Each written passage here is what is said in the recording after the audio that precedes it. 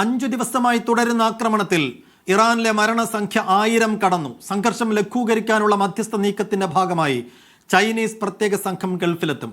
Indian സമുദ്രത്തിൽ നങ്കൂരമിട്ട ഇറാന്റെ യുദ്ധക്കപ്പൽ America ആണവ മുങ്ങിക്കപ്പൽ ഉപയോഗിച്ച് തകർത്തു. 87 നാവികരുടെ മൃതദേഹം കണ്ടെടുത്തതായി ശ്രീലങ്ക അറിയിച്ചു. ഇറാൻ അയച്ച ബാലിസ്റ്റിക് മിസൈൽ പ്രതിരോധിച്ചതായി തുർക്കി വ്യക്തമാക്കി. നടപടിയിൽ തുർക്കി കനത്ത പ്രതിഷേധം രേഖപ്പെടുത്തി. MC നാസർ വിശദാംശങ്ങളുമായി ദുബായിൽ നിന്ന്. MC, അതിസങ്കീർണവും അങ്ങേയറ്റം ആശങ്കാജനകവുമായ സാഹചര്യം ഈ 5-ാം നാളിലും നിലനിൽക്കുന്നു. പ്രത്യേകിച്ചും ഇറാന്റെ സൈനിക കപ്പൽ, വിമാനവാഹിനി കപ്പൽ ഉപയോഗിച്ച് തകർത്തിരിക്കുന്നു. 87 നാവികർ അതിനകത്ത് കൊല്ലപ്പെട്ടിരിക്കുന്നു എന്നുള്ളത് അങ്ങേയറ്റം ആശങ്കാജനകമായ റിപ്പോർട്ടാണ്. എല്ലാ അന്താരാഷ്ട്ര മര്യാദകളെയും ലംഘിക്കുന്ന ഒരു ആക്രമണം കൂടിയാണ് അമേരിക്ക ഇതുവഴി നടത്തിയിരിക്കുന്നത്.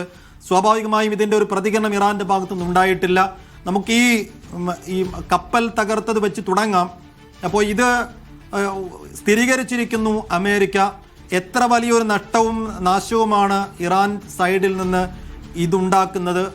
ഇറാന്റെ ഔദ്യോഗിക പ്രതികരണമെങ്കിലും ഇത് സംബന്ധിച്ച് വന്നിട്ടുണ്ടോ ഇതുവരെ?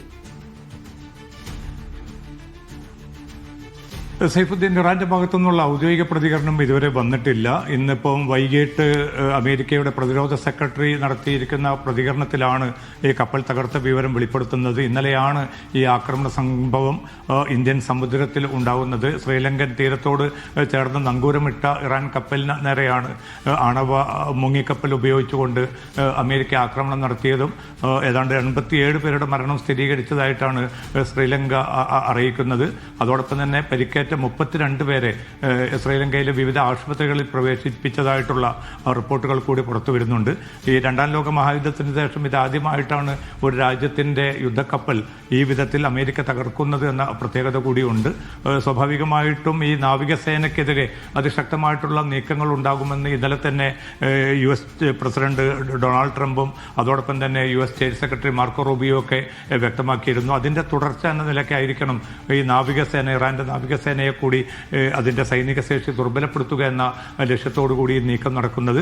കാരണം ബാലിസ്റ്റിക് മിസൈൽ പദ്ധതി, ആണവ പദ്ധതി, ഇതിനെതിരെ ആക്രമണം നടക്കുന്നതോടൊപ്പം തന്നെ തങ്ങളുടെ പ്രധാനപ്പെട്ട ലക്ഷ്യങ്ങളിലൊന്നായിട്ട് അമേരിക്ക കണ്ടിരുന്നത് ഇറാന്റെ ഈ നാവിക മേഖലയിലുള്ള അവരുടെ മേധാവിത്വമാണ്.